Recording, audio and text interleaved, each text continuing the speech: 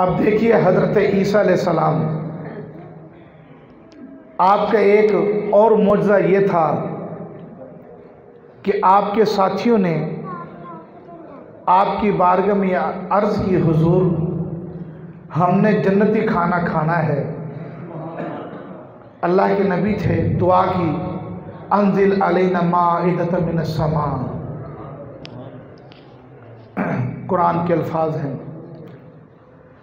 دعا قبولی، آسمان سے دسترخوان اتر آیا، 7 مچھلیاں تھیں، 7 روٹیاں تھیں، اور آپ کے ہمراہ 7 کم و بیش 100 حواری تھے۔ تو وہ 100 حواریوں کو 7 مچھلیاں 7 روٹیاں کفایت کر گئیں۔ اب یہ یقیناً معجزہ تو ہے حضرت عیسیٰ علیہ السلام کا، بڑا برحق معجزہ ہے۔ اللہ اکبر۔ دوسری جانب دیکھیے حضرت امام الانبیاء کا معجزہ۔ ایک غزوہ کے موقع پر آپ نے صحابہ کو یہ ندا دی، بھئی کسی کے پاس کھانے کے لیے کچھ ہے؟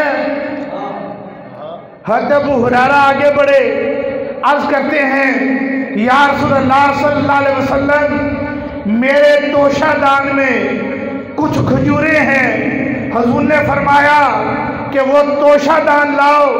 حضور نے اپنا دست اقدس اس کھجور کے توشہ دان میں ڈال دیا، اور ڈال کر کھجور نکال کر تقسیم کی، اور صحابہ کو سب کو تقسیم کر دی، اور توشہ دان اٹھا کر حضرت ابو ہریرہ کے ہاتھ میں تھما دیا اور کہا، اے ابو ہریرہ، اس توشہ دان کو تم نے جھاڑنا نہیں ہے۔ حضرت ابو ہریرہ فرماتے ہیں واللہ جب تک حضور زندہ رہے میں کھجوریں کھاتا بھی کھلاتا بھی۔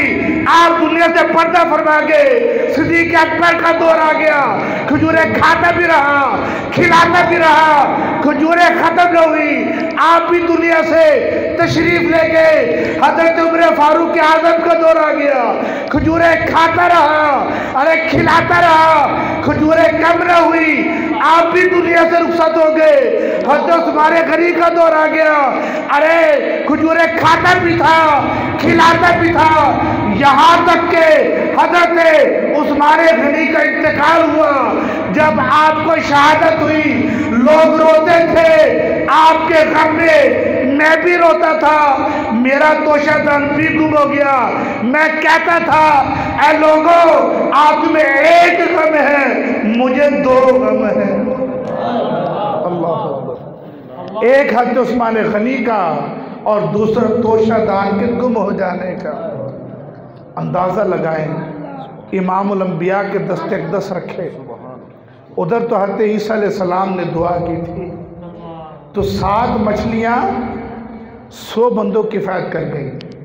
یہاں توشہ دان میں کچھ کھجوریں ہیں، امام الانبیاء کے دست اقدس رکھنے تھے، کتنے سال کتنے وقت کھجوریں۔ سمجھانا یہ تھا کہ خلق سے اولیاء،